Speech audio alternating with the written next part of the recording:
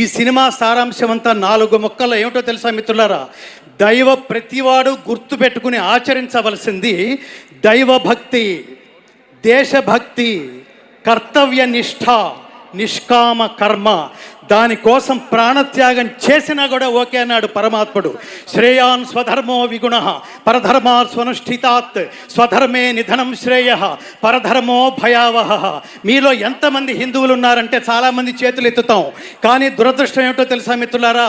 కాశ్మీర్లో ఇటీవల point బ్లాంక్లో gun పెట్టి నువ్వు హిందువా అని అడిగితే నేను హిందువునే అని చెబితే 26 మందిని చూస్తుండగా కాల్చిపారేశారంటే సనాతన ధర్మానికి కేంద్ర బిందువైన భారతదేశం, రాముడు పుట్టిన దేశం, కృష్ణుడి పుట్టిన దేశం, ధర్మం ప్రపంచానికి పంచిపెట్టబడిన ఈ దేశంలో హిందువా అని అడిగి మరీ చంపేశారంటే హిందువులు ఉన్నట్టా లేనట్టా?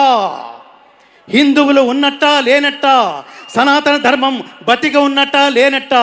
ఈ ప్రశ్నలకి సమాధానమే మనలో ఉన్న సనాతన ధర్మాన్ని, సనాతన ధర్మ తత్వాన్ని జాగృతం చేయడం కోసమే మన మధ్యలోకి తీసుకొస్తున్న ఈ త్రిమూర్తులు బాలకృష్ణ గారు, అలాగే ఈ చిత్ర దర్శకులు బోయపాటి శ్రీను గారు, ఆచంట నిర్మాతలు.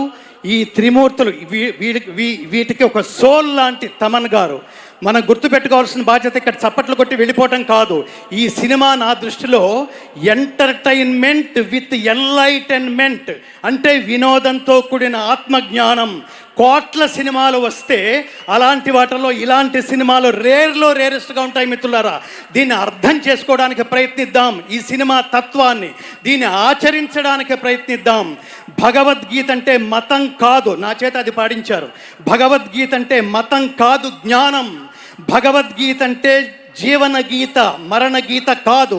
భగవద్గీత అంటే ఉన్నత వ్యక్తిత్వ వికాస బోధనం, ఉత్తమ జీవన విధాన మార్గం. గీత నేర్చుకుంటే రాత మార్చుకున్నట్టే. అది ఈ సినిమా సారాంశం.